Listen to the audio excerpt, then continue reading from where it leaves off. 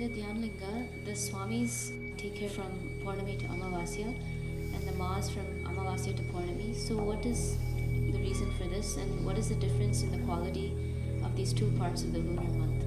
Waxing and waning, that's what is happening. In one, the influence of the moon is receding. In another, the influence of the moon is rising. Moon, you know only as a reflection, because it's reflecting sun's light, you know the moon. You know the sun because he's burning. In a way, in our experience, it's a product of the sun. Not only in our experience, some scientific theories say, it is the solar material which flew out in the spin and became all these planets and satellites and whatever. One small blob became a moon. For human understanding, we are always looking at everything to give it a polarity, because all physical substance has polarity leanings. Actually, in India, certain trees are identified as male trees, certain trees are identified as female trees. Have you seen in the villages two trees are married?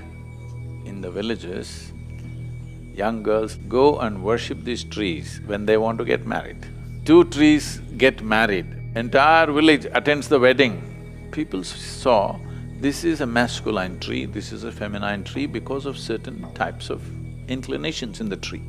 So similarly, when they looked at the sun, they saw him as masculine, they saw the moon as feminine. This is not some rural mind's mishap. This is a reality. If they were wrong, the female body wouldn't be in sync with the cycles of the moon. The moon, in many ways, represents the feminine. If you are male, the problem with you is you're looking towards the female. If you are female, the problem with you, you're looking towards the male, because in some way it's not there in you. If you are male, we want the feminine to rise within you. If you are female, we want the masculine to rise within you. This is not to distort nature, but to even out nature. We call Adiyogi, Shiva, the ultimate man, not because he is super macho, he is, but because one half of him is woman. That's why he is the ultimate man. So the effort is to make you into that ultimate piece of human being who carries masculine and feminine in equal proportions within you. And you are able to conduct life in a very balanced way because these two things are equally there within you. If you're masculine, you don't have the feminine. If you're feminine, you don't have the masculine. In how many ways human beings are suffering because of this absence? So the idea of creating that in the Dhyanalinga temple is not just for those periods, it's established like that. That if you are there in its presence, slowly you will see after some time, you are quite fine. If you look at a woman, you can simply look at her like you look at everything else in the world, which you did when you were a child.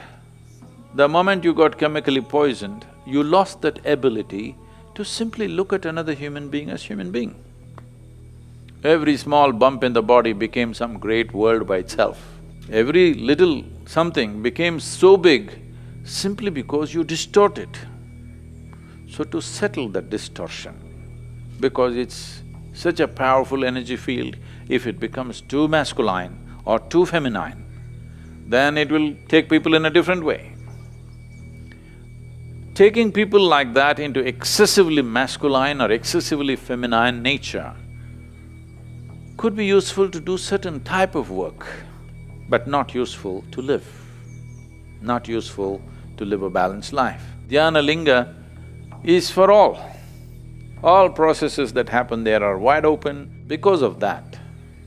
It's managed like this. Many of them, these days, I think they're going into Lingarpanam maybe once in 3, 4, 5 years, I think. I've read a lot of hundreds of sharings of how they felt, hundreds and hundreds of experiences which made them feel something that would have never happened to them anywhere else. What happened to them was on one level. The masculine and the feminine within you got evened out. It's equal.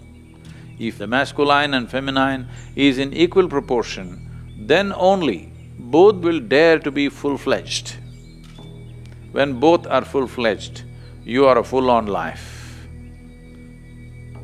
When you are a full-on life, suddenly you see the psychological process, the emotional process, the social process that's happening around you doesn't mean a damn thing to you because they're all just accessories. People need accessories when they're not full-fledged. You never looked at a man who's walking on crutches and envied him. Oh, he's got 4 legs, I got only 2. If he had golden crutches, maybe you would. So it evens you out so that this is full-fledged. When this is full-fledged, you don't care what somebody has because being alive is better than anything else.